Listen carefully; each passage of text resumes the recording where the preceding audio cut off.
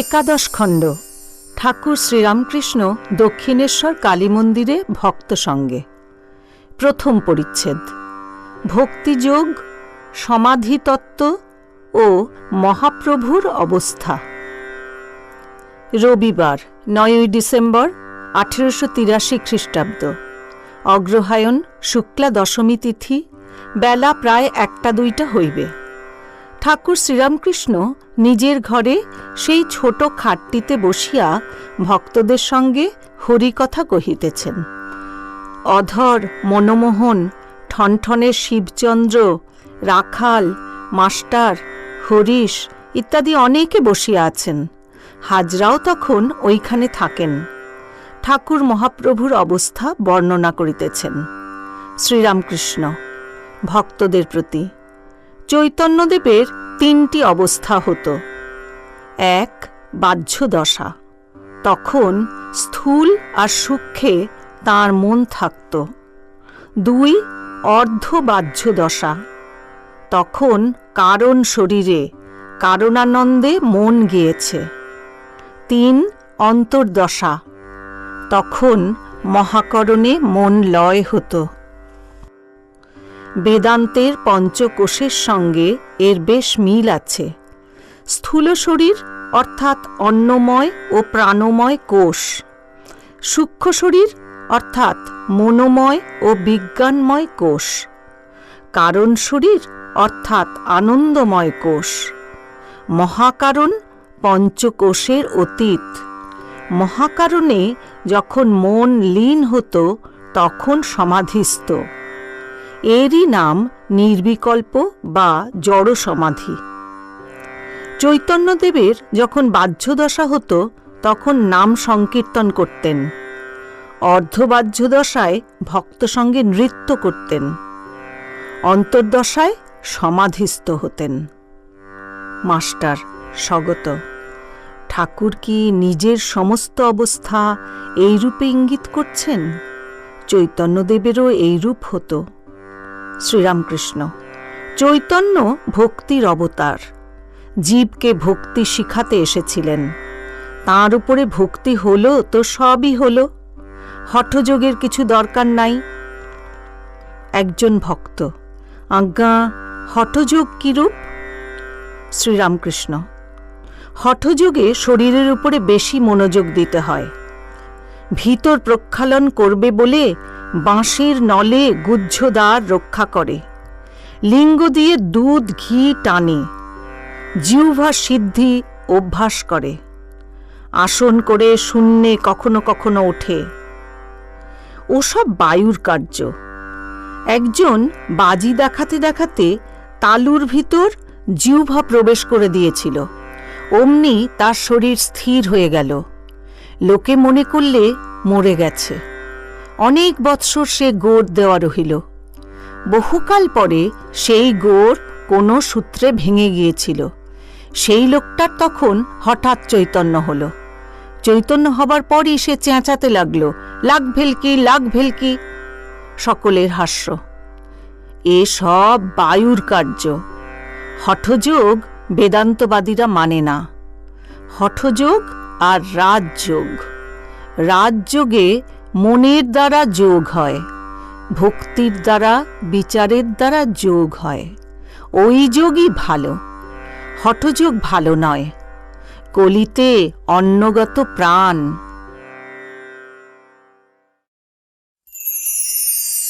একাদশ খণ্ড। দ্বিতীয় পরিচ্ছেদ। ঠাকুরের তপস্যা, ঠাকুরের আত্মীয়গণ ও ভবিষ্যৎ মহাতীর্থ। ঠাকুর শ্রীরামকৃষ্ণ নহবতের পাশে রাস্তায় দাঁড়াইয়া আছেন। দেখিতেছেন নহবতের বারান্দার এক পার্শ্বে বসিয়া বেড়ার আড়ালে মণি গভীর চিন্তা নিমগ্ন। তিনি কি ঈশ্বর চিন্তা করিতেছেন? ঠাকুর ঝাউতলায় গিয়াছিলেন, মুখ ধুইয়া ওইখানে আসিয়া দাঁড়াইলেন। শ্রীরামকৃষ্ণ বলিলেন, কি গো, এইখানে বসে? তোমার শীঘ্র হবে। একটু করলেই কেউ বলবে এই এই। চকিত হইয়া তিনি ঠাকুরের দিকে তাকাইয়া আছেন। এখনো আসন ত্যাগ করেন নাই। শ্রীরামকৃষ্ণ বললেন, তোমার সময় হয়েছে। পাখি ডিম ফুটবার সময় না হলে ডিম ফুটোয় না, যে ঘর বলেছি তোমার সেই ঘরই বটে। এই বলিয়া ঠাকুর মণির ঘর আবার বলিয়া দিলেন। সকলেরই যে বেশি তপস্যা করতে হয় তা নয়, আমায় কিন্তু বড় কষ্ট করতে হয়েছিল। মাটির ঢিপি মাথায় দিয়ে পড়ে থাকতাম, কোথা দিয়ে দিন চলে যেত, কেবল মা মা বলে ডাকতাম, কাঁদতাম। মণি ঠাকুরের কাছে প্রায় 2 বৎসর আসিতেছেন। তিনি ইংরেজি পড়েছেন। ঠাকুর তাহাকে কখনো কখনো ইংলিশম্যান বলতেন। কলেজে পড়াশোনা করেছেন, বিবাহ করেছেন। তিনি কেশব ও অন্যান্য পণ্ডিতদের লেকচার শুনিতে, ইংরেজি দর্শন ও বিজ্ঞান পড়িতে ভালোবাসেন। কিন্তু ঠাকুরের কাছে আসা অবধি ইউরোপীয় পণ্ডিতদের গ্রন্থ ও ইংরেজি বা অন্য ভাষার লেকচার তাহার আলুনি বোধ হইয়াছে। এখন কেবল ঠাকুরকে রাত দিন দেখিতে ও তাহার শ্রীমুখের কথা শুনিতে ভালোবাসেন। আজকাল তিনি ঠাকুরের একটি কথা সর্বদা ভাবেন। ঠাকুর বলেছেন, সাধন করলেই ঈশ্বরকে দেখা যায়। আরও বলেছেন, ঈশ্বর দর্শনই মানুষ জীবনের উদ্দেশ্য। শ্রীরামকৃষ্ণ বলিলেন, একটু করলেই কেউ বলবে, এই এই তুমি একাদশী করো, তোমরা আপনার লোক, আত্মীয়, তা না হলে এত আসবে কেন? কীর্তন শুনতে শুনতে রাখালকে দেখেছিলাম, ব্রজমণ্ডলের ভিতর রয়েছে। নরেন্দ্রর খুব উঁচু ঘর, আর হীরানন্দ তার কেমন বালকের ভাব। তার ভাবটি কেমন মধুর, তাকেও দেখবার ইচ্ছা করে। গৌরাঙ্গের সাঙ্গপাঙ্গ দেখেছিলাম, ভাবে নয়, এই চোখে। আগে এমন অবস্থা ছিল যে সাদা চোখে সব দর্শন হতো, এখন তো ভাবে হয়। সাদা চোখে গৌরাঙ্গের সাঙ্গপাঙ্গ সব দেখেছিলাম, তার মধ্যে তোমায়ও যেন দেখেছিলাম, বলরামকেও যেন দেখেছিলাম। কারুকে দেখলে তড়াক করে উঠে দাঁড়াই কেন জানো? আত্মীয়দের অনেককাল পরে দেখলে ওই রূপ হয়। মাকে কেঁদে কেঁদে বলতাম, মা, ভক্তদের জন্য আমার প্রাণ যায়, তাদের শীঘ্র আমায় এনে দে। যা যা মনে করতাম তাই হতো। পঞ্চবটিতে তুলসী কানন করেছিলাম, জপ ধ্যান করব বলে। বাখারির বেড়া দেওয়ার জন্য বড় ইচ্ছা হলো। তারপরেই দেখি জোয়ারে কতগুলি বাঁখারির আটি, খানিকটা দড়ি ঠিক পঞ্চবটির সামনে এসে পড়েছে। ঠাকুরবাড়ির একজন ভারী ছিল, সে নাচতে নাচতে এসে খবর দিলে। যখন এই অবস্থা হলো, পূজা আর করতে পারলাম না। বললাম, মা, আমায় কে দেখবে? মা, আমার এমন শক্তি নাই যে নিজের ভার নিজেই লই। আর তোমার কথা শুনতে ইচ্ছা করে, ভক্তদের খাওয়াতে ইচ্ছা করে, কারুকে সামনে পড়লে কিছু দিতে ইচ্ছা করে। এসব মা কেমন করে হয়? মা, তুমি একজন বড় মানুষ পেছনে দাও। তাই তো সেজবাবু এত সেবা করলে। আবার বলেছিলাম, মা, আমার তো আর সন্তান হবে না, কিন্তু ইচ্ছা করে একটি শুদ্ধ ভক্ত ছেলে আমার সঙ্গে সর্বদা থাকে। সেই রূপে একটি ছেলে আমায় দাও। তাই তো রাখাল হলো। যারা যারা আত্মীয়, তারা কেউ অংশ, কেউ কলা। ঠাকুর আবার পঞ্চবটির দিকে যাইতেছেন। মাস্টার সঙ্গে আছেন, আর কেহ নাই। ঠাকুর সহাস্যে তাহার সহিত নানা কথা কহিতেছেন। শ্রীরামকৃষ্ণ মাস্টারের প্রতি বলিলেন, দেখো, একদিন দেখি কালীঘর থেকে পঞ্চবটি পর্যন্ত এক অদ্ভুত মূর্তি। এ তোমার বিশ্বাস হয়? মাস্টার অবাক হইয়া রহিলেন। তিনি পঞ্চবটির শাখা হইতে 2-1টি পাতা পকেটে রাখিতেছেন।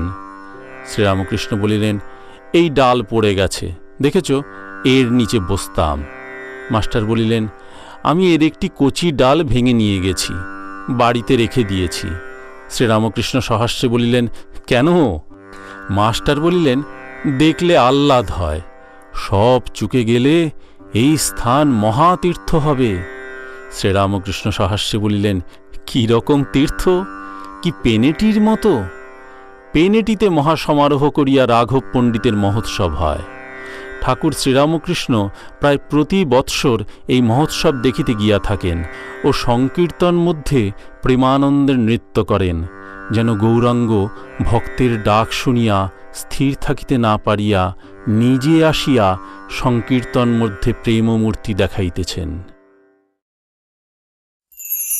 11 খণ্ড, 3য় পরিচ্ছেদ। হরিকথা প্রসঙ্গে। সন্ধ্যা হইল। ঠাকুর শ্রীরামকৃষ্ণ ঘরের ছোট খাটটিতে বসিয়া মার চিন্তা করিতেছেন। ক্রমে ঠাকুর বাড়িতে ঠাকুরদের আরতি আরম্ভ হইল। শাঁখ ঘণ্টা বাজিতে লাগিল। মাস্টার আজ রাত্রে থাকিবেন। কিয়ৎক্ষণ পরে ঠাকুর মাস্টারকে ভক্তমাল পাঠ করিয়া শুনাইতে বলিলেন। মাস্টার পড়িতেছেন। চরিত্র শ্রী মহারাজ শ্রী জয়মল।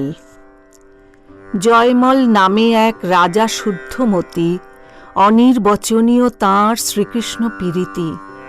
ভক্তি অঙ্গ যাজনে সে সুদৃঢ় নিয়ম, পাষাণের রেখা যেন নাহি বেশি কম।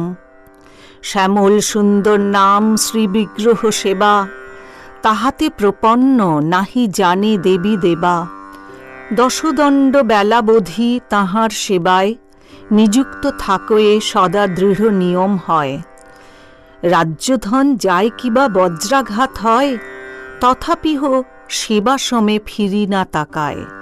প্রতিযোগী রাজা ইহা সন্ধান জানিয়া, সেই অবকাশকালে আইল হানা দিয়া। রাজার হুকুম বিনে সৈন্য আদিগণ, যুদ্ধ না করিতে পারে করে নিরীক্ষণ। ক্রমে ক্রমে আসি গড় ঘেরে রিপুগণ, তথাপিহ তাহাতে কিঞ্চিত নাহি মন। মাতা তাঁর আশি করে কত উচ্চ ধ্বনি, উদ্বিগ্ন হইয়া যে মাথায় করহানি। সর্বস্ব লইল আর সর্বনাশ হইল, তথাপি তোমার কিছু ভুরুক্ষেপ নইল। জয়মল কহে, মাতা কেন দুঃখ ভাব, যেই দিল সেই লবে তাহে কি করিব। সেই যদি রাখে তবে কে লইতে পারে, অতএব আমা সবার উদ্যমে কি করে। শ্যামল সুন্দর হেতা ঘোড়ায় চড়িয়া, যুদ্ধ করিবারে গেলা অস্তর ধরিয়া। একাই ভক্তের রিপু সৈন্যগণ মারি, আসিয়া বন্ধিল ঘোড়া আপন তেওয়ারি। সেবা সমাপনে রাজা নিকষিয়া দেখে, ঘোড়ার সর্বাঙ্গে ঘর্মশ্বাস বহে নাকে। জিজ্ঞাসয়ে মোর অশ্বে সওয়ার কে হইল, ঠাকুর মন্দিরে বা কে আনি বান্ধিল। সবে কহে, কে চড়িল কে আনি বান্ধিল, আমরা যে নাহি জানি কখন আনিল। সংশয় হইয়া রাজা ভাবিতে ভাবিতে, সৈন্য সামন্ত সহ চলিল যুদ্ধেতে। যুদ্ধস্থানে গিয়া দেখে সত্তরের সৈন্য, রণশয্যায় শুইয়াছে মাত্র এক ভিন্ন। প্রধান যে রাজা এবে সেই মাত্র আছে, বিস্ময় হইয়া ইহ কারণ কি পুছে। হেনকালে ওই প্রতিযোগী যে রাজা, গলবস্ত্র হইয়া করিল বহু পূজা। আসিয়া জয়মল মহারাজার অগ্রেতে, নিবেদন করে কিছু জোর হাতে। কি করিব যুদ্ধ তব এক যে সেপাই, পরম আশ্চর্য সে ত্রৈলোক্য বিজয়ী। অর্থ নাহি মাগো মুই রাজ্য নাহি চাহু, বরঞ্চ আমার রাজ্য চল দিব লহ। শ্যামল সিপাই সেই লড়িতে আইল, তোমা সনে প্রীতি কি তার বিবরিয়া বল। সৈন্য যে মারিল মোর তারে মুই পারি, দর্শন মাত্রে মোর চিত্ত নিল হরি। জয়মল বুঝিল এই শ্যামলজির কর্ম, প্রতিযোগী রাজা যে বুঝিল ইহা মর্ম। জয়মলের চরণ ধরিয়া স্তব করে, যাহার প্রসাদে কৃষ্ণ কৃপা হইল তারে। তাহা সবার শ্রীচরণে শরণ আমার, শ্যামল সেপাই যেন করে অঙ্গীকার। পাঠান্তে ঠাকুর মাস্টারের সহিত কথা কহিতেছেন। শ্রীরামকৃষ্ণ, তোমার এসব বিশ্বাস হয়? তিনি সওয়ার হয়ে সেনা বিনাশ করেছিলেন, এসব বিশ্বাস হয়? মাস্টার, ভক্ত ব্যাকুল হয়ে ডেকেছিল, এ অবস্থা বিশ্বাস হয়। ঠাকুরকে সওয়ার ঠিক দেখেছিল কিনা এসব বুঝতে পারি না। তিনি সওয়ার হয়ে আসতে পারেন, তবে ওরা তাঁকে ঠিক দেখেছিল কিনা। শ্রীরামকৃষ্ণ সহাস্যে, বইখানিতে বেশ ভক্তদের কথা আছে, তবে একঘেয়ে। যাদের অন্য মত তাদের নিন্দা আছে। পরদিন সকালে উদ্যানপথে দাঁড়াইয়া ঠাকুর কথা কহিতেছেন। মণি বলিতেছেন, আমি তাহলে এখানে এসে থাকব। শ্রীরামকৃষ্ণ: আচ্ছা, এত যে তোমরা আসো, এর মানে কি? সাধুকে লোকে একবার হদ্দ দেখে যায়, এত আসো, এর মানে কি? মনি অবাক। ঠাকুর নিজেই প্রশ্নের উত্তর দিতেছেন। শ্রীরামকৃষ্ণ মনির প্রতি: অন্তরঙ্গ না হলে কি আসো? অন্তরঙ্গ মানে আত্মীয়, আপনার লোক, যেমন বাপ, ছেলে, ভাই, ভগ্নী। সব কথা বলি না, তাহলে আর আসবে কেন? সুখদেব ব্রহ্মজ্ঞানের জন্য জনকের কাছে গিয়েছিল।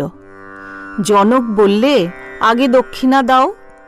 সুখদেব বললে, আগে উপদেশ না পেলে কেমন করে দক্ষিণা হয়? জনক হাসতে হাসতে বললে, তোমার ব্রহ্মজ্ঞান হলে আর কি গুরু শিষ্য বোধ থাকবে? তাই আগে দক্ষিণার কথা বললাম। একাদশ খণ্ড, চতুর্থ পরিচ্ছেদ। সেবক হৃদয়ে। শুক্লপক্ষ, চাঁদ উঠিয়াছে। মণি কালীবাড়ির উদ্যানপথে পাদচারণ করিতেছেন। পথের এক ধারে ঠাকুর শ্রীরামকৃষ্ণের ঘর, নহবতখানা, বকুলতলা ও পঞ্চবটী, অপর ধারে ভাগীরথী জ্যোৎস্নাময়ী। আপনা আপনি কি বলিতেছেন? সত্য সত্যই কি ঈশ্বর দর্শন করা যায়? ঠাকুর শ্রীরামকৃষ্ণ তো বলিতেছেন, বললেন একটু কিছু করলে কেউ এসে বলে দেবে এই, অর্থাৎ একটু সাধনের কথা বললেন। আচ্ছা, বিবাহ, ছেলেপুলে হয়েছে, এতেও কি তাকে লাভ করা যায়? অবশ্য করা যায়, তা না হলে ঠাকুর বলছেন কেন? তাঁর কৃপা হলে কেন না হবে? এই জগৎ সামনে সূর্য, চন্দ্র, নক্ষত্র, জীব, চতুর্বিংশতি তত্ত্ব, এ সব কিরূপে হল? এর কর্তাই বা কে? আমি বা তার কে? এ না জানলে বৃথাই জীবন। ঠাকুর শ্রীরামকৃষ্ণ পুরুষের শ্রেষ্ঠ, এরূপ মহাপুরুষ এ পর্যন্ত এই জীবনে দেখি নাই। ইনি অবশ্যই সেই ঈশ্বরকে দেখেছেন, তা না হলে মা করে কার সঙ্গে রাত দিন কথা কন? আর তা না হলে ঈশ্বরের উপর ওর এত ভালোবাসা কেমন করে হলো? এত ভালোবাসা যে বাহ্যশূন্য হয়ে যান, সমাধিস্থ জড়ের ন্যায় হয়ে যান, আবার কখনো বা প্রেমে উন্মত্ত হয়ে হাসেন, কাঁদেন, নাচেন, গান।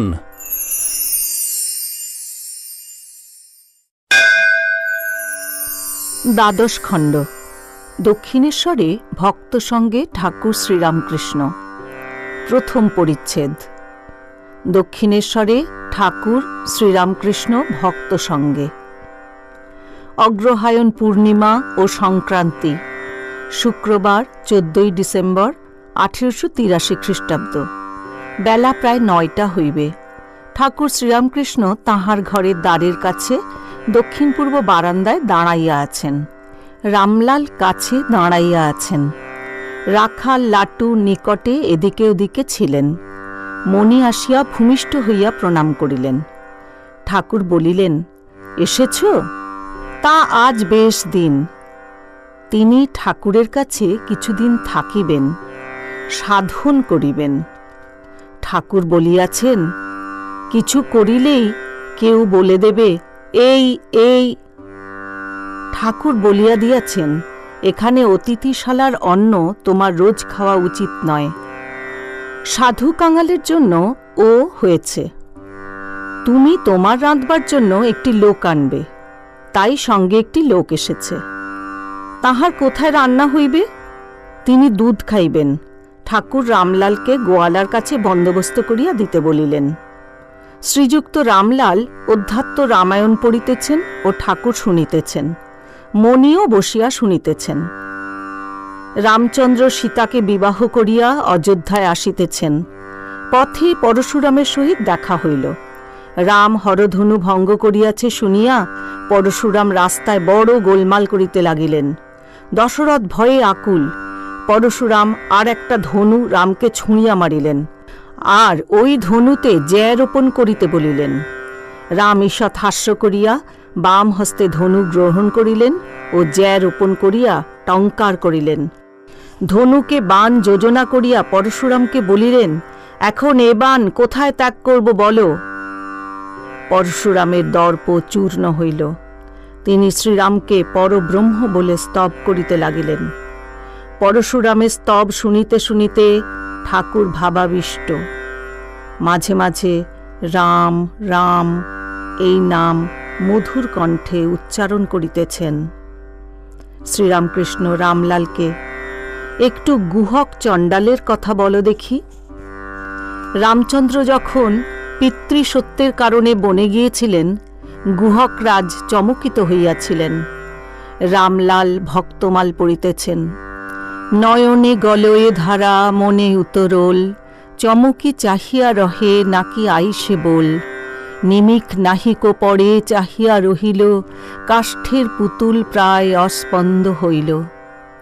তারপর ধীরে ধীরে রামের কাছে গিয়া বলিলেন, আমার ঘরে এসো। রামচন্দ্র তাকে মিতা বলিয়া আলিঙ্গন করিলেন। গুহ তখন তাহাকে আত্মসমর্পণ করিতেছেন। গুহ বলে, ভালো ভালো তুমি মোর মিতে, তোমাকে সঁপিনু দেহ পরাণ সহিতে। তুমি মোর সরবশ প্রাণ ধন রাজ্য, তুমি মোর ভক্তি মুক্তি, তুমি শুভ কার্য। আমি মোরা যাই তব বালায়ের সনে, দেহ সমর্পিনু মিতা তোমার চরণে। রামচন্দ্র 14 বৎসর বনে থাকিবেন ও জটা বলকল ধারণ করিবেন শুনিয়া গুহ জটা বলকল ধারণ করিয়া রহিলেন ও ফলমূল ছাড়া অন্য কিছু আহার করিলেন না। 14 বৎসরান্তে রাম আসিতেছেন না দেখিয়া গুহ অগ্নি প্রবেশ করিতে যাইতেছেন। এমন সময় হনুমান আসিয়া সংবাদ দিলেন। সংবাদ পাইয়া গুহ মহানন্দে ভাসিতেছেন। রামচন্দ্র ও সীতা পুষ্পক রথে করিয়া আসিয়া উপস্থিত হইলেন। দয়াল পরমানন্দ প্রেমাধীন রামচন্দ্র, ভক্তবৎসল গুণধাম। প্রিয় ভক্ত রাজগুহ, হেরিয়া পুলক দেহ, হৃদয়ে লইল প্রিয়তম। গাঢ় আলিঙ্গনে দোহে প্রভু ভৃত্যে লাগি রহে, অশ্রু জলে দোহা অঙ্গ ভিজে। ধন্য গুহ মহাশয়, চারিদিকে জয় জয়, কোলাহল হল ক্ষিতি মাঝে। আহারান্তে ঠাকুর শ্রীরামকৃষ্ণ একটু বিশ্রাম করিতেছেন। মাস্টার কাছে বসিয়া আছেন। এমন সময় শ্যাম ডাক্তার ও আরো কয়েকটি লোক আসিয়া উপস্থিত হইলেন। ঠাকুর শ্রীরামকৃষ্ণ উঠিয়া বসিলেন ও কথা কহিতে লাগিলেন। শ্রীরামকৃষ্ণ, কর্ম যে বরাবরই করতে হয় তা তো নয়। ঈশ্বর লাভ হলে আর কর্ম থাকে না, ফল হলে ফুল আপনিই ঝরে যায়। যার লাভ হয় তার সন্ধ্যাদি কর্ম থাকে না। সন্ধ্যা গায়ত্রীতে লীন হয়, তখন গায়ত্রী জপলেই হয়। আর গায়ত্রী ওঙ্কারে লয় হয়, তখন গায়ত্রীও বলতে হয় না, তখন শুধু ওং বললেই হয়। সন্ধ্যাদি কর্ম কতদিন? যতদিন হরিনামে কি রাম নামে পুলক না হয় আর ধারা না পড়ে। টাকা কড়ির জন্য কি মোকদ্দমা জিত হবে বলে পূজাদি কর্ম ওসব ভালো না। একজন ভক্ত, টাকা কড়ির চেষ্টা তো সকলেই করছে দেখছি। কেশব সেন কেমন রাজার সঙ্গে মেয়ের বিবাহ দিলে। শ্রীরামকৃষ্ণ, কেশবের আলাদা কথা। যে ঠিক ভক্ত সে চেষ্টা না করলেও ঈশ্বর তার সব জুটিয়ে দেন। যে ঠিক রাজার বেটা সে মুসহারা পায়। উকিল ফুকিলের কথা বলছি না, যারা কষ্ট করে লোকের দাসত্ব করে টাকা আনে। আমি বলছি ঠিক রাজার বেটা, যার কোনো কামনা নাই, সে টাকা কড়ি চায় না, টাকা আপনি আসে। গীতায় আছে যদৃচ্ছা লাভ। সৎ ব্রাহ্মণ, যার কোনো কামনা নাই, সে হাড়ির বাড়ির সিধে নিতে পারে। যদৃচ্ছা লাভ, সে চায় না কিন্তু আপনি আসে। একজন ভক্ত, আজ্ঞা সংসারে কিরকম করে থাকতে হবে? শ্রীরামকৃষ্ণ, পাঁকাল মাছের মতো থাকবে। সংসার থেকে তফাতে গিয়ে নির্জনে ঈশ্বর চিন্তা মাঝে মাঝে করলে তাতে ভক্তি জন্মে, তখন নির্লিপ্ত হয়ে থাকতে পারবে। পাঁক আছে, পাঁকের ভিতর থাকতে হয়, তবু গায়ে পাঁক লাগে না। সে লোক অনাসক্ত হয়ে সংসারে থাকে। ঠাকুর দেখিতেছেন, মণি বসিয়া এক মনে সমস্ত শুনিতেছেন। শ্রীরামকৃষ্ণ মণি দৃষ্টে। তীব্র বৈরাগ্য হলে তবে ঈশ্বরকে পাওয়া যায়। যার তীব্র বৈরাগ্য হয় তার বোধ হয় সংসার দাবানল, জ্বলছে। মাঘ ছেলেকে দেখে যেন পাতকুয়া। সেরকম বৈরাগ্য যদি ঠিক ঠিক হয় তাহলে বাড়ি ত্যাগ হয়ে পড়ে। শুধু অনাসক্ত হয়ে থাকা নয়, কামিনী কাঞ্চনী মায়া। মায়াকে যদি চিনতে পারো, আপনি লজ্জায় পালাবে। একজন বাঘের ছাল পরে ভয় দেখাচ্ছে। যাকে ভয় দেখাচ্ছে সে বললে, আমি তোকে চিনিছি, তুই আমাদের হোরে। তখন সে হেসে চলে গেল, আর একজনকে ভয় দেখাতে গেল।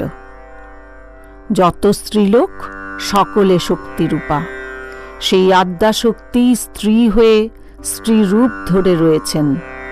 অধ্যাত্মে আছে রামকে নারদাদি স্তব করছেন, হে রাম, যত পুরুষ সব তুমি, আর প্রকৃতির যত রূপ সীতা ধারণ করেছেন। তুমি ইন্দ্র, সীতা ইন্দ্রাণী। তুমি শিব, সীতা শিবানী। তুমি নর, সীতা নারী। বেশি আর কি বলবো? যেখানে পুরুষ সেখানে তুমি, যেখানে স্ত্রী সেখানে সীতা। ভক্তদের প্রতি মনে করলেই ত্যাগ করা যায় না। প্রারব্ধ, সংস্কার এসব আবার আছে। একজন রাজাকে একজন যোগী বললে, তুমি আমার কাছে বসে থেকে ভগবানের চিন্তা করো। রাজা বললে, ঠাকুর সে বড় হবে না, আমি থাকতে পারি, কিন্তু আমার এখনো ভোগ আছে। এ বনে যদি থাকি হয়তো বনেতে একটা রাজ্য হয়ে যাবে, আমার এখনো ভোগ আছে। নটবর পাঁজা যখন ছেলে মানুষ এই বাগানে গরু চড়াত, তার কিন্তু অনেক ভোগ ছিল।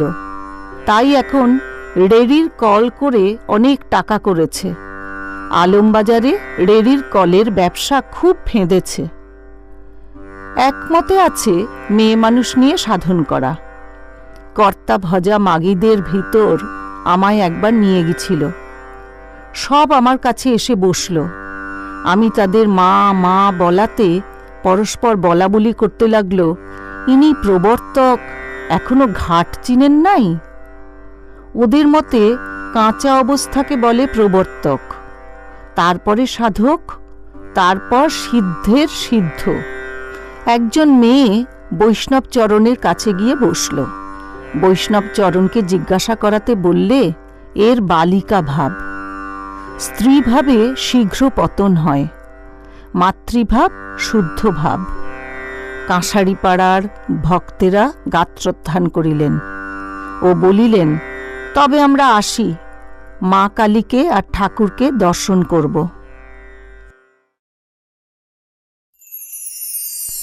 দ্বাদশ খণ্ড, দ্বিতীয় পরিচ্ছেদ। ঠাকুর শ্রীরামকৃষ্ণ ও প্রতিমা পূজা, ব্যাকুলতা ও ঈশ্বর লাভ।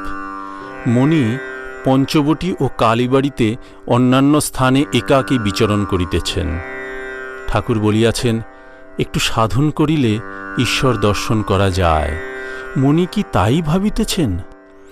আর তীব্র বৈরাগ্যের কথা, আর মায়াকে চিনলে আপনি পালিয়ে যায়। বেলা প্রায় 3:30 হইয়াছে। ঠাকুর শ্রীরামকৃষ্ণের ঘরে মণি আবার বসিয়া আছেন। ব্রাউটন ইনস্টিটিউশন হইতে একটি শিক্ষক কয়েকটি ছাত্র লইয়া ঠাকুরকে দর্শন করিতে আসিয়াছেন। ঠাকুর তাহাদের সঙ্গে কথা কহিতেছেন। শিক্ষকটি মাঝে মাঝে এক একটি প্রশ্ন করিতেছেন। প্রতিমা পূজা সম্বন্ধে কথা হইতেছে। শ্রীরামকৃষ্ণ শিক্ষকের প্রতি বলিলেন, প্রতিমা পূজাতে দোষ কি? বেদান্তে বলে, যেখানে অস্থি ভাতি আর প্রিয় সেইখানেই তার প্রকাশ, তাই তিনি ছাড়া কোনো জিনিসই নাই। আবার দেখো, ছোট মেয়েরা পুতুল খেলা কতদিন করে? যতদিন না বিবাহ হয়, আর যতদিন না স্বামী সহবাস করে। বিবাহ হলে পুতুলগুলি প্যাটরায় তুলে ফেলে।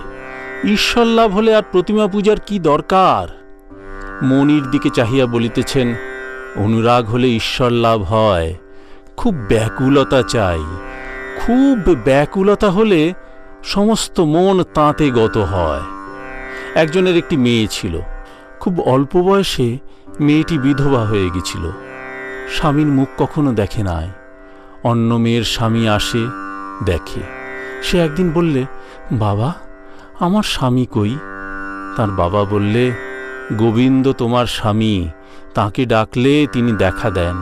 মেয়েটি ওই কথা শুনে ঘরে দাঁড় দিয়ে গোবিন্দকে ডাকে আর কাঁদে, বলে, গোবিন্দ, তুমি এসো, আমাকে দেখা দাও, তুমি কেন আসছো না? ছোট মেয়েটির সেই কান্না শুনে ঠাকুর থাকতে পারলেন না, তাকে দেখা দিলেন। বালকের মতো বিশ্বাস। বালক মাকে দেখবার জন্য যেমন ব্যাকুল হয়, সেই ব্যাকুলতা, এই ব্যাকুলতা হলো তো অরুণ উদয় হলো, তারপর সূর্য উঠবেই। এই ব্যাকুলতার পরেই ঈশ্বর দর্শন। জটিল বালকের কথা আছে। সে পাঠশালে যেত। একটু বনের পথ দিয়ে পাঠশালে যেতে হতো, তাই সে ভয় পেত। মাকে বলাতে মা বললে, তোর ভয় কি, তুই মধুসূদনকে ডাকবি। ছেলেটি জিজ্ঞাসা করলে, মধুসূদন কে? মা বললে, মধুসূদন তোর দাদা হয়। তখন একলা যেতে যেতে যেই ভয় পেয়েছে অমনি ডেকেছে, দাদা মধুসূদন। কেউ কোথাও নাই। তখন উচ্চৈঃস্বরে কাঁদতে লাগলো, কোথায় দাদা মধুসূদন? তুমি এসো, আমার বড় ভয় পেয়েছে। ঠাকুর তখন থাকতে পারলেন না, এসে বললেন, এই যে আমি, তোর ভয় কি? এই বলে সঙ্গে করে পাঠশালার রাস্তা পর্যন্ত পৌঁছিয়া দিলেন আর বললেন, তুই যখন ডাকবি আমি আসব, ভয় কি? এই বালকের বিশ্বাস, এই ব্যাকুলতা। একটি ব্রাহ্মণের বাড়িতে ঠাকুরের সেবা ছিল। একদিন কোনো কাজ উপলক্ষে তার অন্যস্থানে যেতে হয়েছিল। ছোট ছেলেটিকে বলে গেল, তুই আজ ঠাকুরের ভোগ দিস, ঠাকুরকে খাওয়াবি।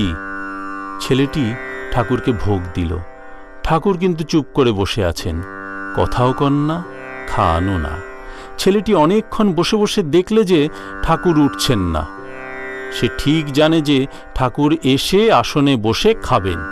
তখন সে বারবার বলতে লাগলো, ঠাকুর এসে খাও, অনেক দেরি হলো, আর আমি বসতে পারি না। ঠাকুর কথা কন না। ছেলেটি কান্না আরম্ভ করলে, বলতে লাগলো, ঠাকুর, বাবা তোমাকে খাওয়াতে বলে গেছেন, তুমি কেন আসবে না? কেন আমার কাছে খাবে না?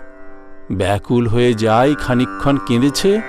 ঠাকুর হাসতে হাসতে এসে আসনে বসে খেতে লাগলেন।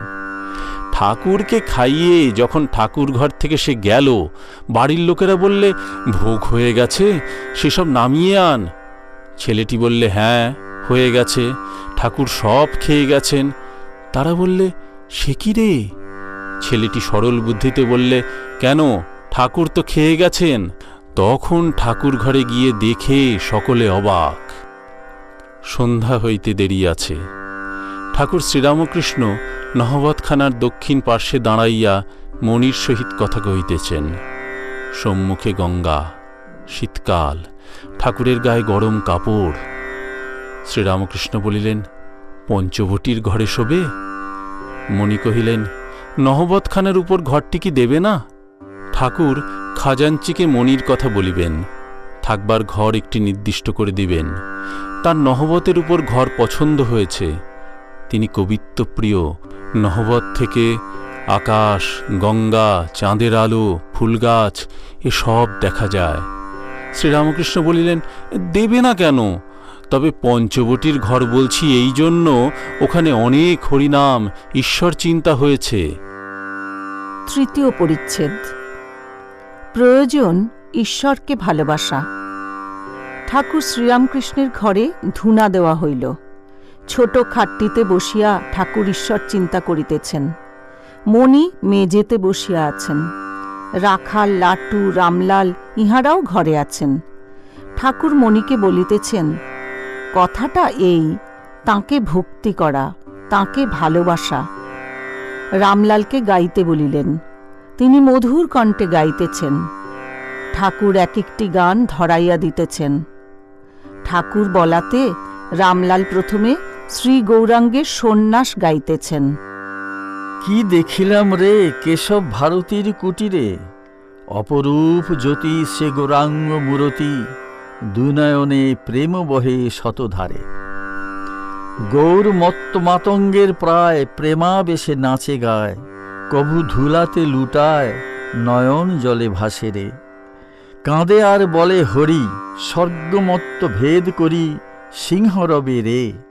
আবার দন্তে তৃণ লয়ে কৃতাঞ্জলি হয়ে দাস্য মুক্তি যাচেন বারে বারে।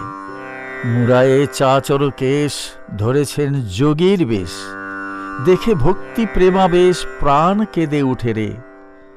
জীবের দুঃখে কাতর হয়ে এলেন সর্বস্ব তেজিয়ে প্রেম বিলাতে রে।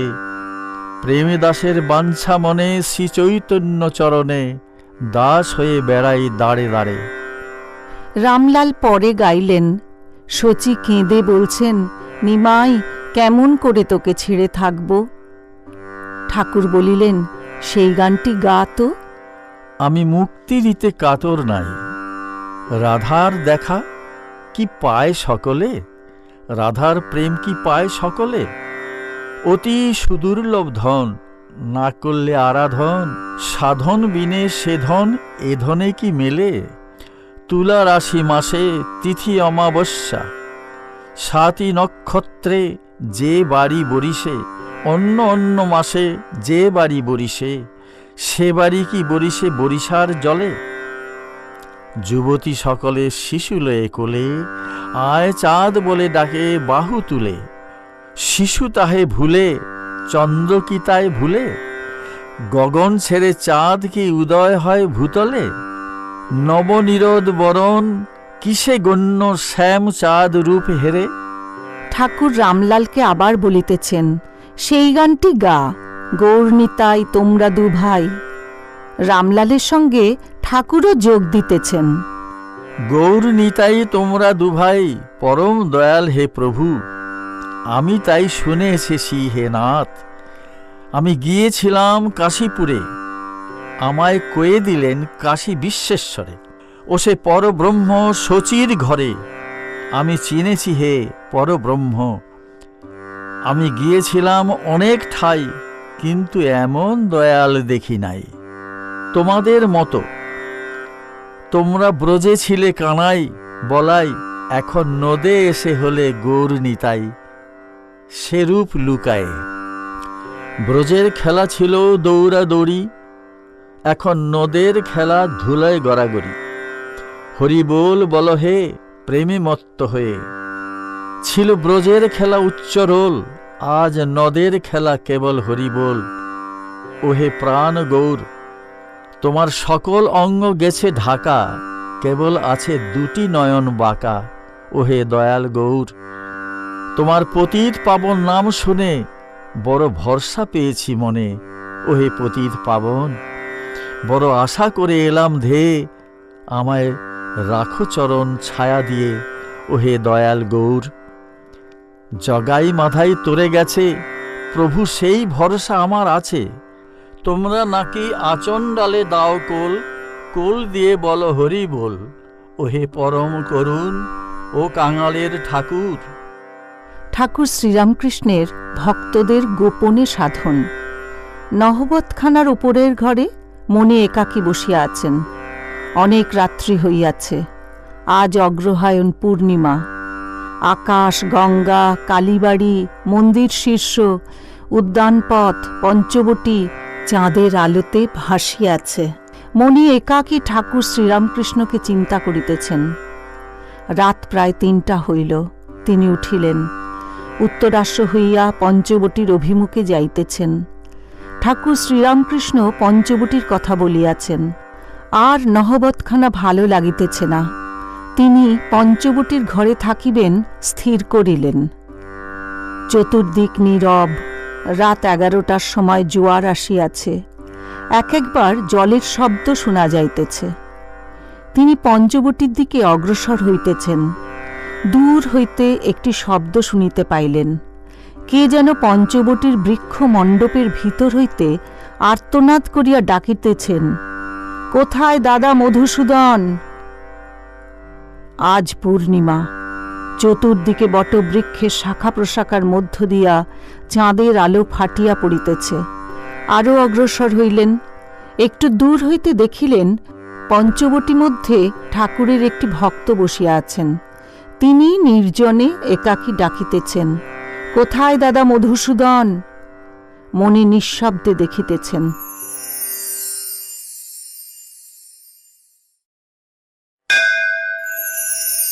ত্রয়োদশ খণ্ড।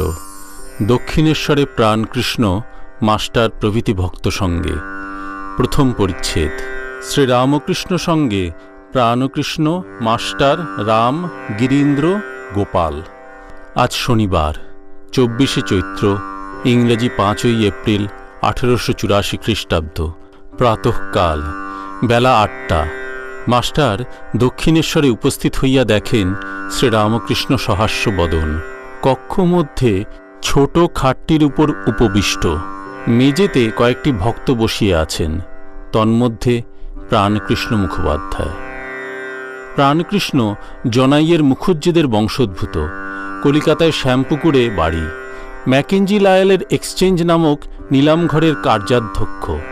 তিনি গৃহস্থ, কিন্তু বেদান্ত চর্চায় বড় প্রীতি। পরমহংসদেবকে বড় ভক্তি করেন ও মাঝে মাঝে আসিয়া দর্শন করেন। ইতিমধ্যে একদিন নিজের বাড়িতে ঠাকুরকে লইয়া গিয়া মহোৎসব করিয়াছিলেন। তিনি বাগবাজারের ঘাটে প্রত্যহ প্রত্যুষে গঙ্গা স্নান করিতেন ও নৌকা সুবিধা হইলেই একেবারে দক্ষিণেশ্বরে আসিয়া ঠাকুরকে দর্শন করিতেন।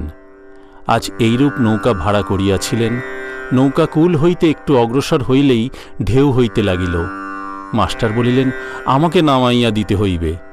প্রাণকৃষ্ণ ও তাহার বন্ধু অনেক বুঝাইতে লাগিলেন, কিন্তু তিনি কোনো মতে শুনিলেন না।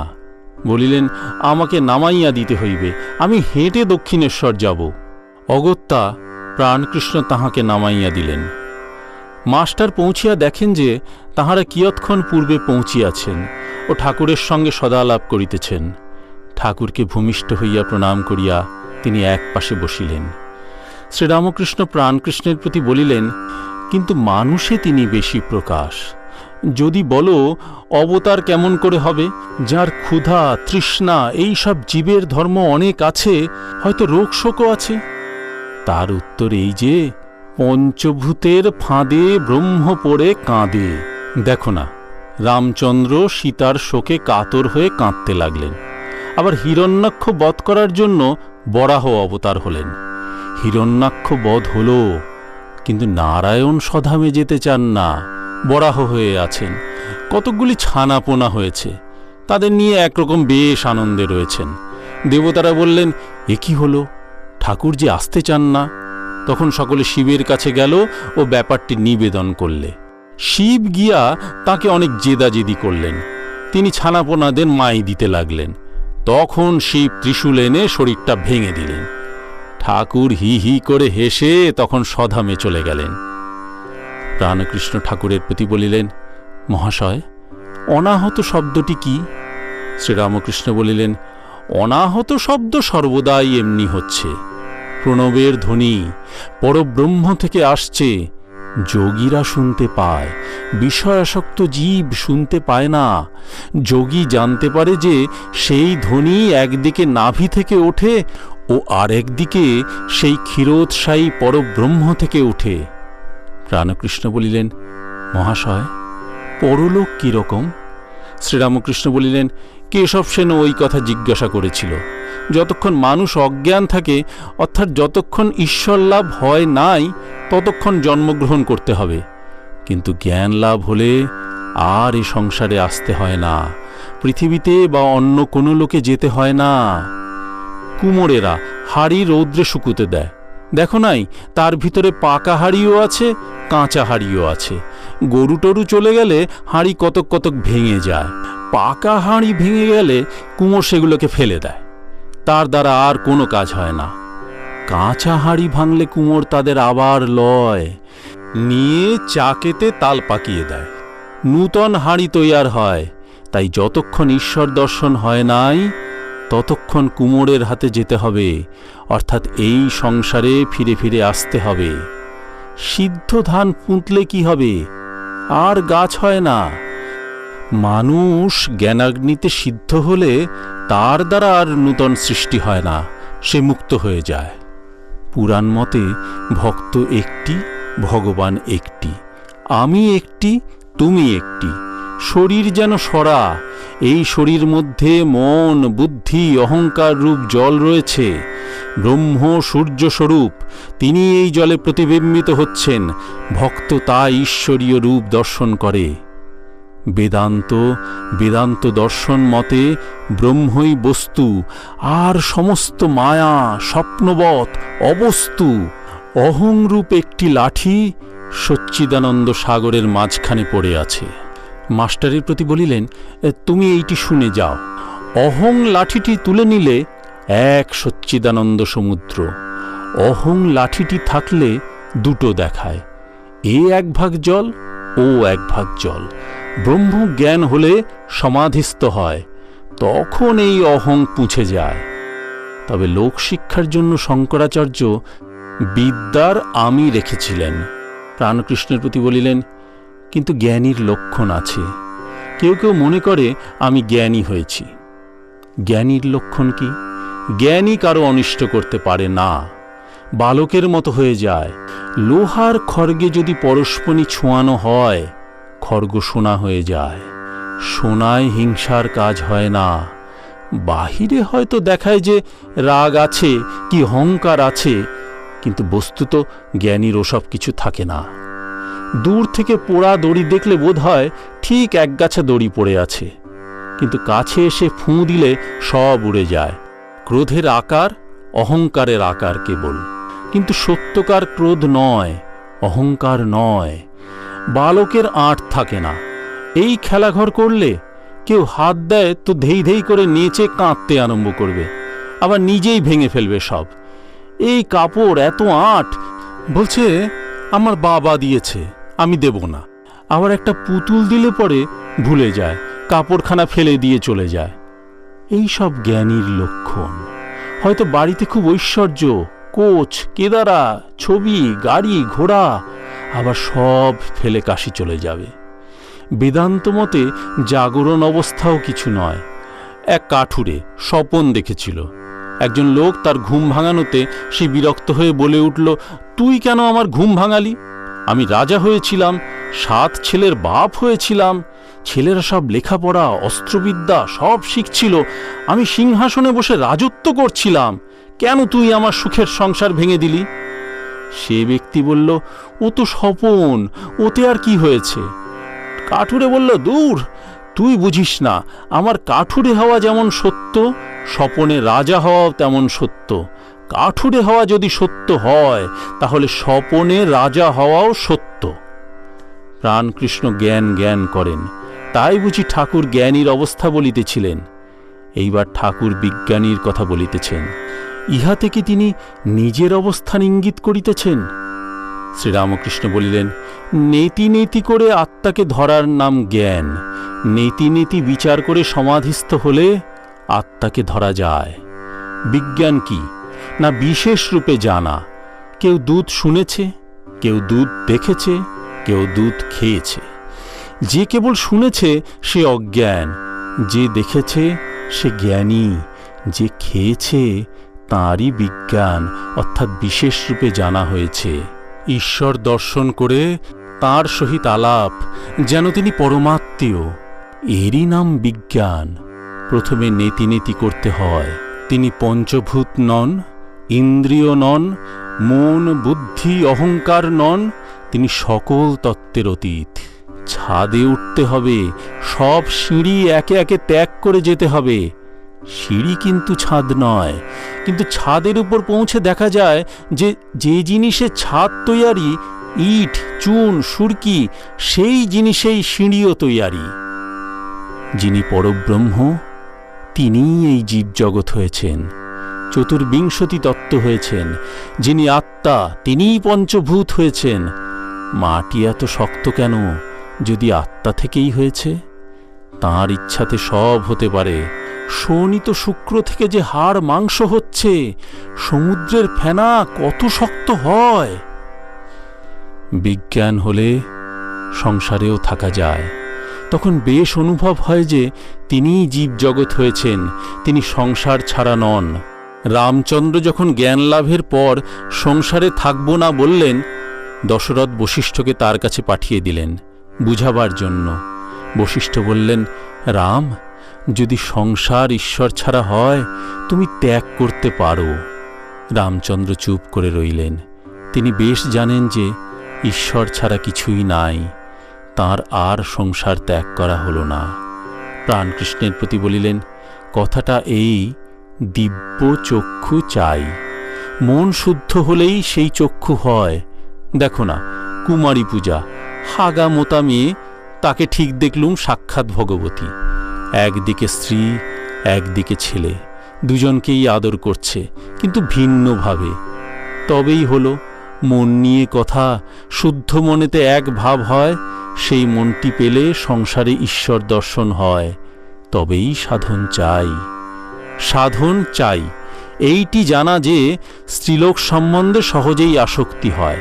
স্ত্রীলোক স্বভাবতেই পুরুষকে ভালোবাসে, পুরুষ স্বভাবতেই স্ত্রীলোক ভালোবাসে, তাই দুজনেই শিগগির পড়ে যায়। কিন্তু সংসারে তেমনি খুব সুবিধা, বিশেষ দরকার হলে হলো সদারা সহবাস করলে। মাস্টার, হাসছ কেন? মাস্টার স্বগত ভাবিতে লাগিলেন, সংসারী লোক একেবারে সমস্ত ত্যাগ পেরে উঠবে না বলে ঠাকুর এই পর্যন্ত অনুমতি দিচ্ছেন। 16 আনা ব্রহ্মচর্য সংসারে থেকে কি একেবারে অসম্ভব? হঠযোগীর প্রবেশ। পঞ্চবটিতে একটি হঠযোগী কয়েকদিন ধরিয়া আছেন। তিনি কেবল দুধ খান, আফিম খান আর হঠযোগ করেন, ভাত টাত খান না। আফিমের ও দুধের পয়সার অভাব। ঠাকুর যখন পঞ্চবটির কাছে গিয়েছিলেন, হঠযোগীর সহিত আলাপ করিয়া আসিয়াছিলেন। হঠযোগী রাখালকে বলিলেন, পরমহংসজিকে বলে যেন আমার কিছু ব্যবস্থা করে দেওয়া হয়। ঠাকুর বলিয়া পাঠাইয়াছিলেন, কলকাতার বাবুরা এলে বলে দেখব। হঠযোগী ঠাকুরের প্রতি বলিলেন, আপ রাখাল সে ক্যা বলা থা? শ্রীরামকৃষ্ণ বলিলেন, হ্যাঁ বলেছিলাম, দেখব যদি কোনো বাবু কিছু দেয়। তা কই, তোমরা বুঝি এদের লাইক করো না? প্রাণকৃষ্ণ চুপ করিয়া রহিলেন। হঠযোগীর প্রস্থান। ঠাকুরের কথা চলিতে লাগিল। ত্রয়োদশ খণ্ড। দ্বিতীয় পরিচ্ছেদ। শ্রীরামকৃষ্ণ ও সত্য কথা, নরলীলায় বিশ্বাস করো। শ্রীরামকৃষ্ণ প্রাণকৃষ্ণাদি ভক্তের প্রতি। আর সংসারে থাকতে গেলে সত্য কথার খুব আঁট চাই। সত্যতেই ভগবানকে লাভ করা যায়। আমার সত্য কথার আঁট এখন তবু একটু কমছে। আগে ভারী আঁট ছিল। যদি বলতুম নাইব, গঙ্গায় নামা হলো, মন্ত্রোচ্চারণ হলো, মাথায় একটু জলও দিলুম, তবু সন্দেহ হলো বুঝি পুরো নাওয়া হলো না। অমুক জায়গায় হাঁকতে যাব, তা সেইখানেই যেতে হবে। রামের বাড়ি গেলুম কলকাতায়, বলে ফেলেছি লুচি খাবো না। যখন খেতে দিলে তখন আবার খিদে পেয়েছে, কিন্তু লুচি খাবো না বলেছি, তখন মিঠাই দিয়ে পেট ভরাই। সকলের হাস্য। এখন তবু একটু আঁট কমেছে। বাহ্যে পাইনি, যাব বলে ফেলেছি, কি হবে? রামকে জিজ্ঞাসা করলুম। সে বললে, গিয়ে কাজ নাই। তখন বিচার করলুম, সব তো নারায়ণ, রামও নারায়ণ, ওর কথাটাই বা না শুনি কেন? হাতি নারায়ণ বটে, কিন্তু মাহুতও নারায়ণ। মাহুত যে কালে বলছে হাতির কাছে এসো না, সেকালে মাহুতের কথা না শুনি কেন? এই রকম বিচার করে আগেকার চেয়ে একটু আঁট কমেছে। এখন দেখছি এখন আবার একটা অবস্থা বদলাচ্ছে। অনেক দিন হলো বৈষ্ণবচরণ বলেছিল, মানুষের ভিতর যখন ঈশ্বর দর্শন হবে তখন পূর্ণ জ্ঞান হবে। এখন দেখছি তিনি এক এক রূপে বেড়াচ্ছেন, কখনো সাধু রূপে, কখনো ছল রূপে, কোথাও বা খল রূপে। তাই বলি, সাধুরূপ নারায়ণ, ছলরূপ নারায়ণ, খলরূপ নারায়ণ, লুচ্চরূপ নারায়ণ। এখন ভাবনা হয় সব্বাইকে খাওয়ানো কেমন করে হয়। সব্বাইকে খাওয়াতে ইচ্ছা করে, তাই একজনকে এখানে রেখে খাওয়াই। প্রাণকৃষ্ণ, মাস্টার দৃষ্টে সহাস্যে, আচ্ছা লোক। শ্রীরামকৃষ্ণের প্রতি, মহাশয় নৌকো থেকে নেমে তবে ছাড়লেন। শ্রীরামকৃষ্ণ হাসিতে হাসিতে, কি হয়েছিল? প্রাণকৃষ্ণ, নৌকায় উঠেছিলেন, একটু ঢেউ দেখে বলেন নামিয়ে দাও। মাস্টারের প্রতি, কিসে করে এলেন? মাস্টার সহাস্যে, হেঁটে। ঠাকুর হাসিতে লাগিলেন। প্রাণকৃষ্ণ ঠাকুরের প্রতি, মহাশয় এইবার মনে করছি কর্ম ছেড়ে দেব। কর্ম করতে গেলে আর কিছু হয় না। সঙ্গী বাবুকে দেখাইয়া এঁকে কাজ শেখাচ্ছি, আমি ছেড়ে দিলে ইনি কাজ করবেন, আর পারা যায় না। শ্রীরামকৃষ্ণ, হাঁ, বড় ঝঞ্ঝাট। এখন দিন কতক নির্জনে ঈশ্বর চিন্তা করা খুব ভালো। কিন্তু তুমি বলছো বটে ছাড়বে, কাপ্তেনও ওই কথা বলেছিল। সংসারী লোকেরা বলে, কিন্তু পেরে ওঠে না। অনেক পণ্ডিত আছে, কত জ্ঞানের কথা বলে, মুখেই বলে, কাজে কিছুই নয়। যেমন শকুনি খুব উঁচুতে উঠে, কিন্তু ভাগাড়ের দিকে নজর, অর্থাৎ সেই কামিনী কাঞ্চনের উপর, সংসারের উপর আসক্তি। যদি শুনি পণ্ডিতের বিবেক বৈরাগ্য আছে, তবে ভয় হয়, তা না হলে কুকুর ছাগল জ্ঞান হয়। প্রাণকৃষ্ণ প্রণাম করিয়া বিদায় গ্রহণ করিলেন ও মাস্টারকে বলিলেন, আপনি যাবেন? মাস্টার বলিলেন, না, আপনারা আসুন। প্রাণকৃষ্ণ হাসিতেছেন ও বলিলেন, আর তুমি যাও। সকলের হাস্য। মাস্টার পঞ্চবটির কাছে একটু বেড়াইয়া ঠাকুর যে ঘাটে স্নান করিতেন সেই ঘাটে স্নান করিলেন। তৎপরে ভবতারিণী ও রাধাকান্ত দর্শন ও প্রণাম করিলেন। ভাবিতেছেন, শুনিয়াছিলাম ঈশ্বর নিরাকার, তবে এই প্রতিমার সম্মুখে কেন প্রণাম? ঠাকুর শ্রীরামকৃষ্ণ সাকার দেবদেবী মানেন এই জন্য? আমি তো ঈশ্বর সম্বন্ধে কিছু জানি না, বুঝি না। ঠাকুর যে কালে মানেন, আমি কোন ছাড়, মানিতেই হইবে। মাস্টার ভবতারিণীকে দর্শন করিতেছেন। দেখিলেন বাম হস্তদয়ে নরমুণ্ড ও অসি, দক্ষিণ হস্তদয়ে বরাভয়, একদিকে ভয়ঙ্করা আর একদিকে মা ভক্তবৎসলা, দুইটি ভাবের সমাবেশ। ভক্তের কাছে, তার দিনহীন জীবের কাছে মা দয়াময়ী, স্নেহময়ী। আবার এও সত্য, মা ভয়ঙ্করী, কাল কামিনী। একাধারে কেন দুই ভাব, মাই জানেন। ঠাকুরের এই ব্যাখ্যা মাস্টার স্মরণ করিতেছেন আর ভাবিতেছেন, শুনেছি কেশব সেন ঠাকুরের কাছে কালী মানিয়েছেন। এই কি মৃন্ময় আধারে চিন্ময়ী দেবী? কেশব এই কথা বলিতেন।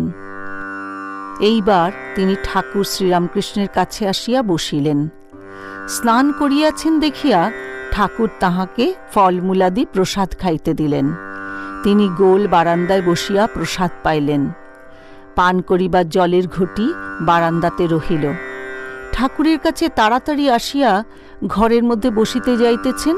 ঠাকুর বলিলেন, ঘটি আনলে না? মাস্টার, আজ্ঞা হাঁ, আনছি। শ্রীরামকৃষ্ণ, বাহ। মাস্টার অপ্রস্তুত। বারান্দায় গিয়া ঘটি ঘরের মধ্যে রাখিলেন। মাস্টারের বাড়ি কলিকাতায়। তিনি গৃহে অশান্তি হওয়াতে শ্যামপুকুরে বাড়ি ভাড়া করিয়া আছেন। সেই বাড়ির কাছেই কর্মস্থল। তাহার ভদ্রাসন বাটিতে তাহার পিতা ও ভাইয়েরা থাকিতেন। ঠাকুরের ইচ্ছা যে তিনি নিজ বাটিতে গিয়া থাকেন, কেননা একান্নভুক্ত পরিবার মধ্যে ঈশ্বর চিন্তা করিবার অনেক সুবিধা। কিন্তু ঠাকুর মাঝে মাঝে যদিও ঐরূপ বলিতেন, তাহার দুর্দৈবক্রমে তিনি বাটিতে ফিরিয়া যান নাই। আজ ঠাকুর সেই বাড়ির কথা আবার তুলিলেন। শ্রীরামকৃষ্ণ, কেমন, এইবার তুমি বাড়ি যাবে? মাস্টার, আমার সেখানে ঢুকতে কোনো মতে মন ওঠে না। শ্রীরামকৃষ্ণ, কেন? তোমার বাপ বাড়ি ভেঙে চুরে নূতন করছে। মাস্টার, বাড়িতে আমি অনেক কষ্ট পেয়েছি, আমার যেতে কোনো মতে মন হয় না। শ্রীরামকৃষ্ণ: কাকে তোমার ভয়? মাস্টার: সব্বাইকে। শ্রীরামকৃষ্ণ গম্ভীর স্বরে: সে তোমার যেমন নৌকোতে উঠতে ভয়। ঠাকুরদের ভোগ হইয়া গেল। আরতি হইতেছে ও কাসর ঘণ্টা বাজিতেছে। কালীবাড়ি আনন্দে পরিপূর্ণ। আরতির শব্দ শুনিয়া কাঙাল, সাধু, ফকির সকলে অতিথিশালায় ছুটিয়া আসিতেছেন। কারু হাতে শালপাতা, কারু হাতে বা তৈজসপত্র, থালা, ঘটি। সকলে প্রসাদ পাইলেন। আজ মাস্টারও ভবতারিণীর প্রসাদ পাইলেন। ত্রয়োদশ খণ্ড, তৃতীয় পরিচ্ছেদ। শ্রী কেশবচন্দ্র সেন ও নববিধান।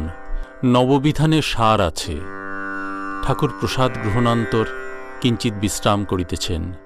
এমন সময় রাম, গিরীন্দ্র ও আর কয়েকটি ভক্ত আসিয়া উপস্থিত। ভক্তেরা ভূমিষ্ঠ হইয়া প্রণাম করিলেন ও তৎপরে আসন গ্রহণ করিলেন। শ্রীযুক্ত কেশবচন্দ্র সেনের নববিধানের কথা পড়িল। রাম ঠাকুরের প্রতি বলিলেন, মহাশয়, আমার তো নববিধানে কিছু উপকার হয়েছে বলে বোধ হয় না। কেশববাবু যদি খাঁটি হতেন, শিষ্যদের অবস্থা এরূপ কেন? আমার মতে ওর ভিতরে কিছুই নাই। যেমন খোলামকুচি নেড়ে ঘরে তালা দেওয়া। লোকে মনে করছে খুব টাকা ঝমঝম করছে, কিন্তু ভিতরে কেবল খোলামকুচি। বাহিরের লোক ভিতরের খবর কিছু জানে না।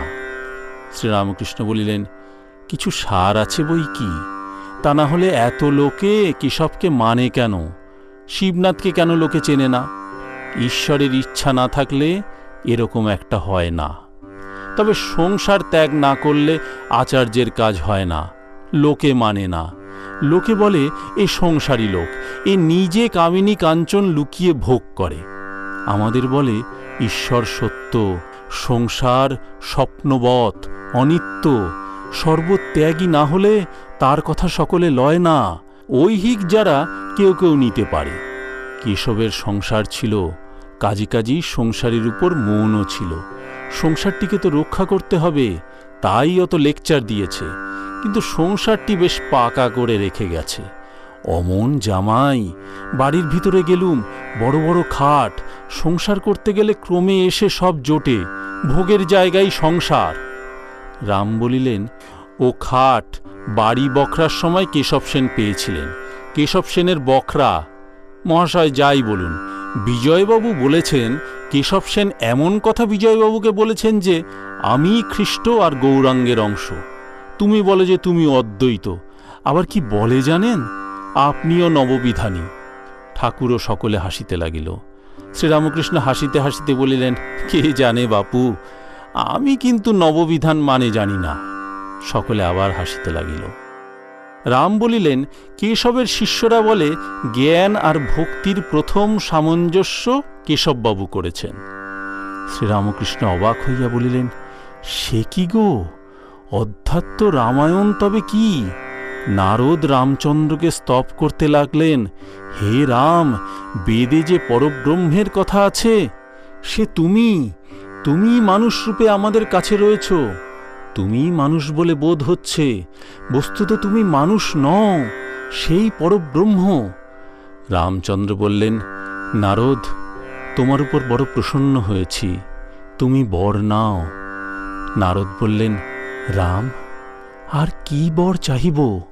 তোমার পাদপদ্মে শুদ্ধা ভক্তি দাও, আর তোমার ভুবন মোহিনী মায়ায় যেন মুগ্ধ করো না। আধ্যাত্মে কেবল জ্ঞান ভক্তিরই কথা। কেশবের শিষ্য অমৃতের কথা পড়িল। রাম বলিলেন, অমৃতবাবু একরকম হয়ে গেছেন। শ্রীরামকৃষ্ণ বলিলেন, হাঁ, সেদিন বড় রোগা দেখলুম। রাম বলিলেন, মহাশয়, লেকচারের কথা শুনুন। যখন খোলের শব্দ হয় সেই সময় বলে কেশবের জয়। আপনি বলেন কিনা যে গেরে ডোবায় দল হয়, তাই একদিন লেকচারে অমৃতবাবু বললেন, সাধু বলেছেন বটে গেরে ডোবায় দল বাঁধে, কিন্তু ভাই দল চাই, দল চাই। সত্য বলছি, দল চাই। সকলে হাসিতে লাগিল। শ্রীরামকৃষ্ণ বলিলেন, এ কি, ছ্যা, এ কি লেকচার? কেউ কেউ একটু প্রশংসা ভালোবাসেন, এই কথা পড়িল। শ্রীরামকৃষ্ণ বললেন, নিমাই সন্ন্যাসের যাত্রা হচ্ছিল, কেশবের ওখানে আমায় নিয়ে গিয়েছিল। সেই দিন দেখেছিলাম কেশব আর প্রতাপকে একজনকে বললে এরা দুজনে গৌরনিতাই। প্রসন্ন তখন আমায় জিজ্ঞাসা করলে, তাহলে আপনি কি? দেখলাম কেশব চেয়ে রহিল। আমি কি বলি দেখবার জন্য। আমি বললুম, আমি তোমাদের দাসানুদাস, রেণুর রেণু। কেশব হেসে বললে, ইনি ধরা দেন না। রাম বলিলেন, কেশব কখনো কখনো বলতেন আপনি জন দি ব্যাপটিস্ট। একজন ভক্ত বলিলেন, আবার কিন্তু কখনো কখনো বলিতেন 19th সেঞ্চুরির চৈতন্য আপনি। শ্রীরামকৃষ্ণ বললেন, ওর মানে কি? ভক্ত বলিলেন, ইংরাজি এই শতাব্দীতে চৈতন্যদেব আবার এসেছেন, সে আপনি। শ্রীরামকৃষ্ণ অন্যমনস্ক হয়ে বললেন, তা তো হলো, এখন হাতটা আরাম কেমন করে হয় বলো দেখি। এখন কেবল ভাবছি কেমন করে হাতটি সারবে। ত্রৈলোক্যের গানের কথা পড়িল। ত্রৈলোক্য কেশবের সমাজে ঈশ্বরের নাম গুণ কীর্তন করেন। শ্রীরামকৃষ্ণ বলিলেন, আহা, ত্রৈলোক্যের কি গান! রাম বলিলেন, কি ঠিক ঠিক সব? শ্রীরামকৃষ্ণ বলিলেন, হাঁ, ঠিক ঠিক। তা না হলে মন এত টানে কেন? রাম বলিলেন, সব আপনার ভাব নিয়ে গান বেঁধেছেন। কেশব সেন উপাসনার সময় সেই ভাবগুলি সব বর্ণনা করতেন, আর ত্রৈলোক্যবাবু সেইরূপ গান বাঁধতেন। দেখুন না ওই গানটা, প্রেমের বাজারে আনন্দের মেলা, হরিভক্ত সঙ্গে রসরঙ্গে করিছেন কত খেলা। আপনি ভক্ত সঙ্গে আনন্দ করেন দেখে ওই সব গান বাঁধা। শ্রীরামকৃষ্ণ সহাস্যে বলিলেন, তুমি আর জ্বালিও না, আবার আমায় জড়াও কেন? গিরীন্দ্র বলিলেন, ব্রাহ্মরা বলেন পরমহংসদেবের ফ্যাকাল্টি অফ অর্গানাইজেশন নাই। শ্রীরামকৃষ্ণ বলিলেন, এর মানে কি? মাস্টার বলিলেন, আপনি দল চালাতে জানেন না, আপনার বুদ্ধি কম, এই কথা বলে। শ্রীরামকৃষ্ণ রামের প্রতি বলিলেন, এখন বলো দেখি আমার হাত কেন ভাঙল? তুমি এই নিয়ে দাঁড়িয়ে একটা লেকচার দাও। ব্রহ্মজ্ঞানীরা নিরাকার নিরাকার বলছে, তাহলেই বা আন্তরিক তাকে ডাকলেই হলো। যদি আন্তরিক হয় তিনি তো অন্তর্যামী, তিনি অবশ্য জানিয়ে দেবেন তাঁর স্বরূপ কি। তবে এটা ভালো না এই বলা যে আমরা যা বুঝেছি তাই ঠিক, আর যে যা বলছে সব ভুল। আমরা নিরাকার বলছি, অতএব তিনি নিরাকার, তিনি সাকার নন। আমরা সাকার বলছি, অতএব তিনি সাকার, তিনি নিরাকার নন। মানুষ কি তার ইতি করতে পারে? এই রকম বৈষ্ণব শাক্তদের ভিতর রেশারেশি। বৈষ্ণব বলে আমার কেশব, শাক্ত বলে আমার ভগবতী একমাত্র উদ্ধারকর্তা। আমি বৈষ্ণবচরণকে মেজবাবুর কাছে নিয়ে গেছিলাম। বৈষ্ণবচরণ বৈরাগী, খুব পণ্ডিত, কিন্তু গোড়া বৈষ্ণব। এদিকে সেজবাবু ভগবতীর ভক্ত। বেশ কথা হচ্ছিল, বৈষ্ণবচরণ বলে ফেললে মুক্তি দেওয়ার একমাত্র কর্তা কেশব। বলতেই সেজবাবুর মুখ লাল হয়ে গেল। বলেছিল, শালা আমার শাক্ত কিনা বলবে না। আমি আবার বৈষ্ণবচরণের গা টিপি। যত লোক দেখি ধর্ম ধর্ম করে এ ওর সঙ্গে ঝগড়া করছে, ও ওর সঙ্গে ঝগড়া করছে। হিন্দু, মুসলমান, ব্রহ্মজ্ঞানী, শাক্ত, বৈষ্ণব, শৈব সব পরস্পর ঝগড়া। এ বুদ্ধি নাই, যাকে কৃষ্ণ বলছ তাকেই শিব, তাকেই আদ্যাশক্তি বলা হয়, তাকেই যিশু, তাহাকেই আল্লাহ বলা হয়। এক রাম, তার হাজার নাম। বস্তু এক, নাম আলাদা। সকলেই এক জিনিসকে চাচ্ছে, তবে আলাদা জায়গা, আলাদা পাত্র, আলাদা নাম। একটা পুকুরে অনেকগুলো ঘাট আছে। হিন্দুরা এক ঘাট থেকে জল নিচ্ছে কলসি করে, বলছে জল। মুসলমানেরা আরেক ঘাট থেকে জল নিচ্ছে চামড়ার ডোলে করে, তারা বলছে পানি। খ্রিস্টানরা আরেক ঘাটে জল নিচ্ছে, তারা বলছে ওয়াটার। যদি কেউ বলে না জিনিসটা জল নয় পানি, কি পানি নয় ওয়াটার, কি ওয়াটার নয় জল, তাহলে তো হাসির কথা হয়। তাই দলাদলি, মনান্তর, ঝগড়া, ধর্ম নিয়ে লাটালাটি, মারামারি, কাটাকাটি এসব ভালো নয়। সকলেই তার পথে যাচ্ছে, আন্তরিক হলেই, ব্যাকুল হলেই তাকে লাভ করবে। মনির প্রতি বলিলেন, তুমি এইটি শুনে যাও। বেদ, পুরাণ, তন্ত্র সব শাস্ত্রে তাঁকেই চায়, আর কারুকে চায় না। সেই এক সচ্চিদানন্দ, যাকে বেদে সচ্চিদানন্দ ব্রহ্ম বলেছে, তন্ত্রে তাকেই সচ্চিদানন্দ শিব বলেছে, তাকেই আবার পুরাণে সচ্চিদানন্দ কৃষ্ণ বলেছে। শ্রীরামকৃষ্ণ শুনিলেন রাম বাড়িতে মাঝে মাঝে নিজে রেঁধে খান। শ্রীরামকৃষ্ণ মণির প্রতি বলিলেন, তুমিও কি রেঁধে খাও? মণি বলিলেন, আজ্ঞা না। শ্রীরামকৃষ্ণ বলিলেন, দেখো না, একটু গাওয়া ঘি দিয়ে খাবে, বেশ শরীর মন শুদ্ধ বোধ হবে। ত্রয়োদশ খণ্ড। চতুর্থ পরিচ্ছেদ। পিতা ধর্ম, পিতা স্বর্গ, পিতা হি পরমং তপ। রামের ঘরকন্যার অনেক কথা হইতেছে। রামের বাবা পরম বৈষ্ণব, বাড়িতে শ্রীধরের সেবা। রামের বাবা দ্বিতীয় পক্ষে বিবাহ করিয়াছিলেন। রামের তখন খুব অল্প বয়স। পিতা ও বিমাতা রামের বাড়িতেই ছিলেন, কিন্তু বিমাতার সঙ্গে ঘর করিয়া রাম সুখী হন নাই। এক্ষণে বিমাতার বয়স 40 বৎসর। বিমাতার জন্য রাম পিতার উপরও মাঝে মাঝে অভিমান করিতেন। আজ সেই সব কথা হইতেছে। রাম, বাবা গোল্লায় গেছেন। শ্রীরামকৃষ্ণ ভক্তদের প্রতি, শুনলে, বাবা গোল্লায় গেছেন, আর উনি ভালো আছেন। রাম, বিমাতা বাড়িতে এলেই অশান্তি, একটা না একটা গণ্ডগোল হবেই, আমাদের সংসার ভেঙে যায়। তাই আমি বলি, তিনি বাপের বাড়ি গিয়ে থাকুন না কেন? গিরীন্দ্র রামের প্রতি, তোমার স্ত্রীকেও ওই রকম বাপের বাড়িতে রাখো না। সকলের হাস্য। শ্রীরামকৃষ্ণ সহাস্যে, এ কি হাঁড়ি কলসি গা? হাঁড়ি এক জায়গায় রহিল, সরা এক জায়গায় রহিল, শিব একদিকে, শক্তি একদিকে। রাম, মহাশয়, আমরা আনন্দে আছি, উনি এলে সংসার ভাঙবে এরূপ স্থলে। শ্রীরামকৃষ্ণ, হ্যাঁ, তবে আলাদা বাড়ি করে দিতে পারো, সে এক। মাসে মাসে সব খরচ দেবে। বাপ মা কত বড় গুরু। রাখাল আমায় জিজ্ঞাসা করে যে, বাবার পাতে কি খাবো? আমি বলি, সে কি রে, তোর কি হয়েছে যে তোর বাবার পাতে খাবি না? তবে একটা কথা আছে, যারা সৎ তারা উচ্ছিষ্ট কাহাকেও দেয় না, এমনকি উচ্ছিষ্ট কুকুরকেও দেয়া যায় না। গিরীন্দ্র, মহাশয়, বাপমা যদি কোনো গুরুতর অপরাধ করে থাকেন, কোনো ভয়ানক পাপ করে থাকেন? শ্রীরামকৃষ্ণ, তা হোক, মা দ্বিচারিণী হলেও ত্যাগ করবে না। অমুকবাবুদের গুরুপত্নীর চরিত্র নষ্ট হওয়াতে তারা বললে যে ওর ছেলেকে গুরু করা যাক।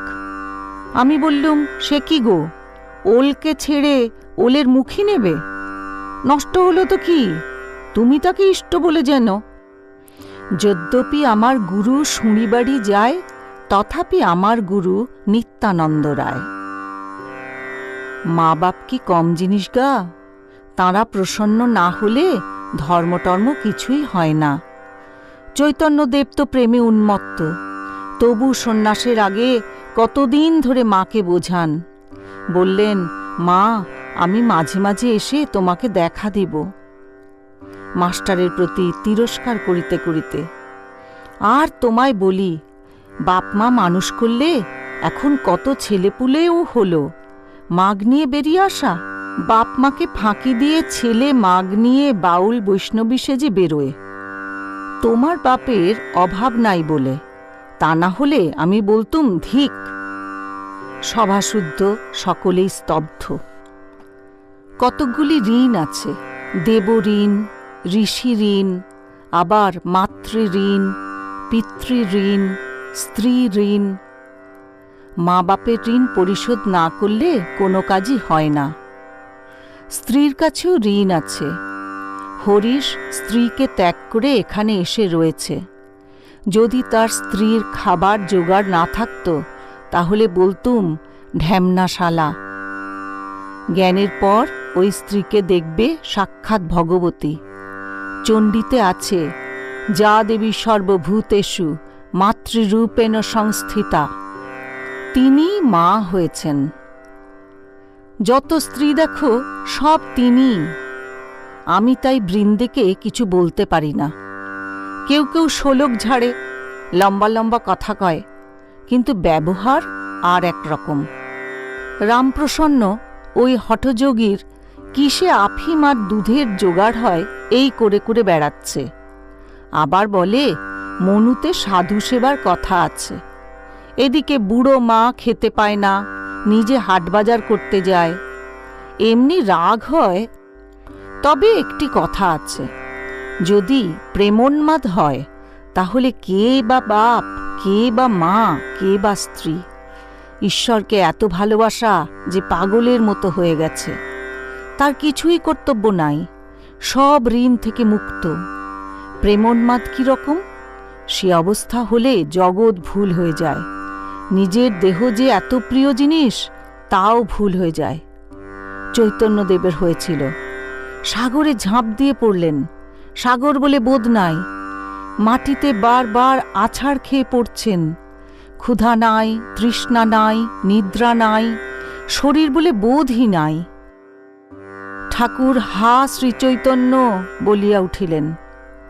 ভক্তদের প্রতি, চৈতন্য কিনা অখণ্ড চৈতন্য। বৈষ্ণবচরণ বলতো, গৌরাঙ্গ এই অখণ্ড চৈতন্যের একটি ফুট। শ্রীরামকৃষ্ণ, তোমার কি এখন ইচ্ছা তীর্থে যাওয়া? বুড়ো গোপাল, আজ্ঞে হাঁ, একটু ঘুরে ঘাড়ে আসি। রাম বুড়ো গোপালের প্রতি, ইনি বলেন, বহুদকের পর কুটিচক। যে সাধু অনেক তীর্থ ভ্রমণ করেন তার নাম বহুদক।